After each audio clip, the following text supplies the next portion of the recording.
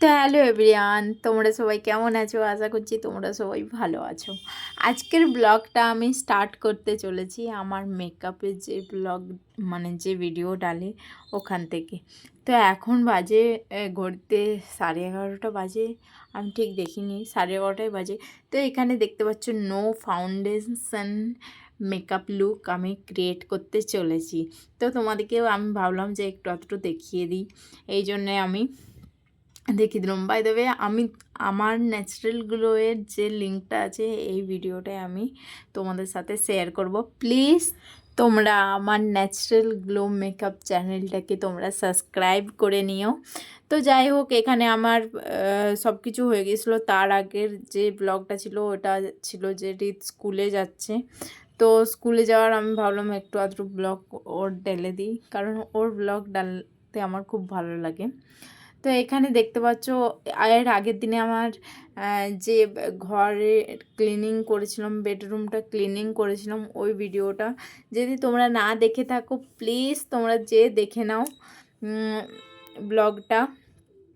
তো আমি ওই দুটো, মানে এই ব্লগটা আর এই যেটা আজকে ডালছি ওটা একসাথেই আমি শ্যুট করেছিলাম। এইটা প্রথমে আমি ঢেলেছি, মানে কেটে কেটে ঢেলেছি। এটা প্রথমে যেটা ক্লিনিং ভিডিও ওটা প্রথমে, আর দ্বিতীয় এটা হচ্ছে। তো এখানে দেখতে পাচ্ছ আমি এখানে পোহা বানাচ্ছি আজ। তো প্রথমে আমি কারি পাত্তা ঢেলে দিলাম, তারপরে সর্ষে আর একটু বাদাম বাদাম ঢেলে দিলাম। তারপরে ওটা একটু ভাজা ভাজা হতেই আমি এখানে পেঁয়াজ দিয়ে দিয়েছি, তোমরা দেখতে পাচ্ছ।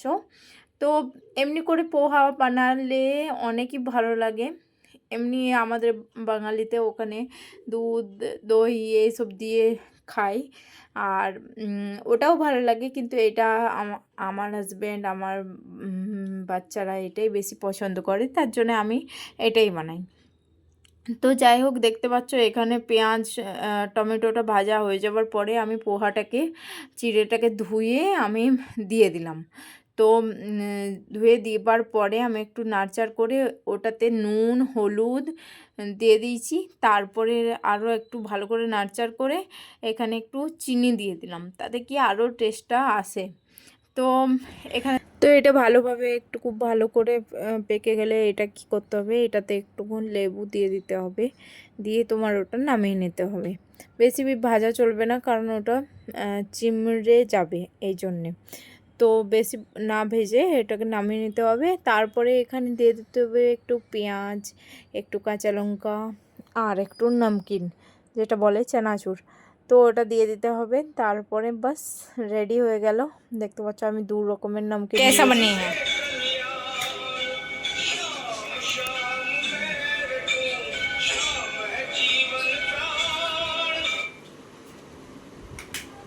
Thank you. রিবু কি খাবে? কি খাবে? পোহা কেমন হয়েছে ভালো, বলো বলো বলে দাও। ভালো।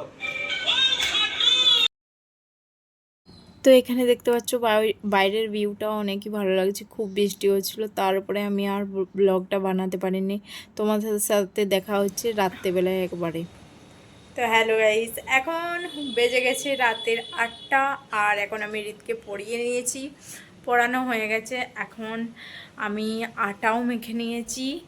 আর দুপুরে আমি মাংস একবারই বানিয়ে নিয়েছিলাম, তো আমার মাংসও বানানো আছে। তো শুধু আজকে রুটিটাই বানানোর আছে, তো আমি রুটিটা করে নেব আর রিতকে খাইয়ে শুয়ে দেবো, কারণ ও 6টার সময় উঠেছিল। তো ওর ঘুম পেয়ে গেছে, তার জন্য ওকে খাইয়ে শুয়ে দেবো। তার আগে দেখো আমাদের, দেখো রিত কি করছে। রিত क्या कर रहे हो? क्या कर रहे हो बता दो। पाजल लगा रहे हो? दिखा दो पाजल, कैसे पाजल लगा रही है। देखो रीत पाजल सॉल्व कर रही है, कोशिश जारी है लड़की की पाजल लगाने में।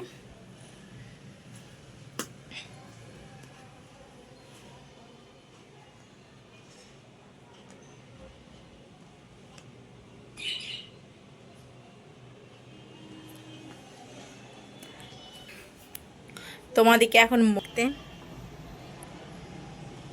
দেখতেই পাচ্ছ তোমরা। এখান থেকে সবাইকার ঘরে কে কী করছে সব কিছু দেখা যায়, দেখতে পাচ্ছ।